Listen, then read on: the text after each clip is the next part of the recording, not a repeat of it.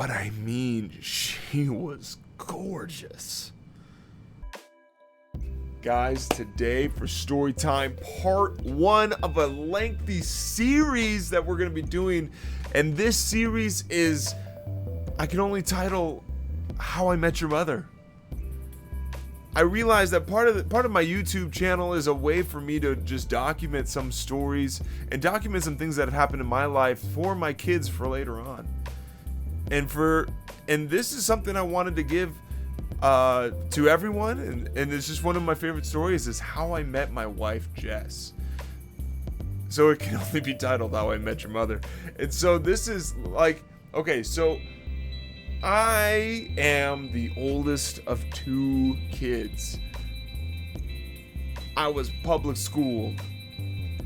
I married a woman who is the oldest of 9 kids and was homeschooled. Without giving too much more information, you can assume that the dynamics of that couple are incredible. I was an extrovert, my wife an introvert, and but how does a couple like that, so clearly different from one another, at all get like put together?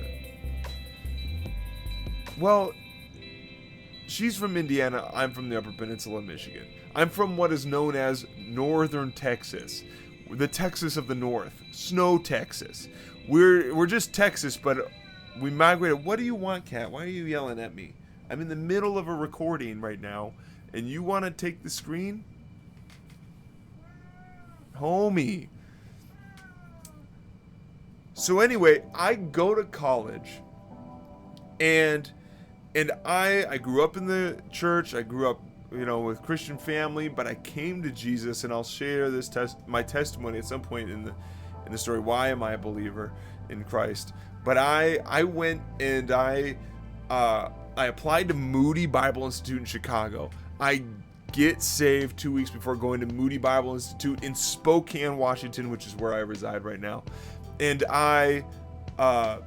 so I come to Moody, which is a school meant to make pastors, and I did not want to be a pastor. I did not plan on being a pastor, but I am now. But that was not my goal. So I show up at Moody, and I'm a brand new believer, absolutely new, like newborn in the faith. People were coming up to me going like, "Are you Calvinist or Arminian?" And I'm like, "Yo, homie, I read Calvin and Hobbes and Garfield. I don't know what you're talking about." And if you don't know what Calvinism and Arminianisms are, don't worry.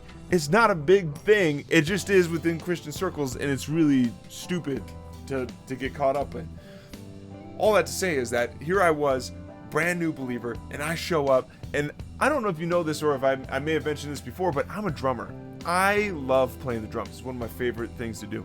And so I am walking through the building, and I see the drums behind me, and I look, and there's this woman sitting behind the drum set.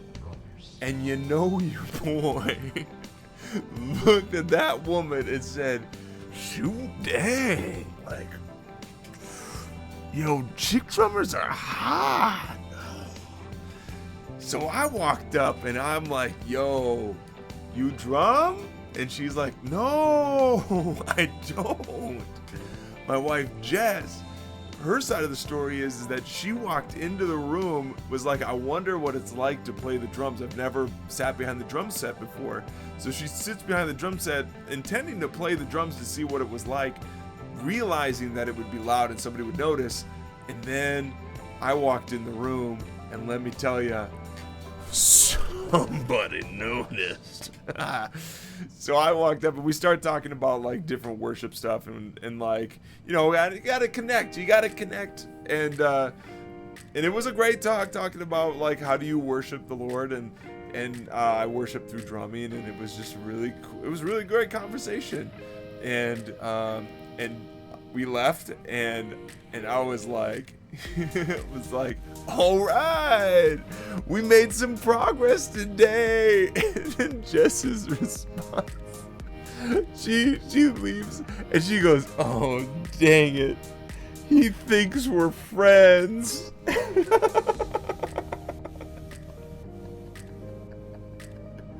Oh, little did she know. Little did she know. Part 1, part 2 is on the way, my friends. Thank you for liking and subscribing. More coming along the way. If you want more stories, here's the playlist. They're all fantastic. We'll see you guys next time for part 2.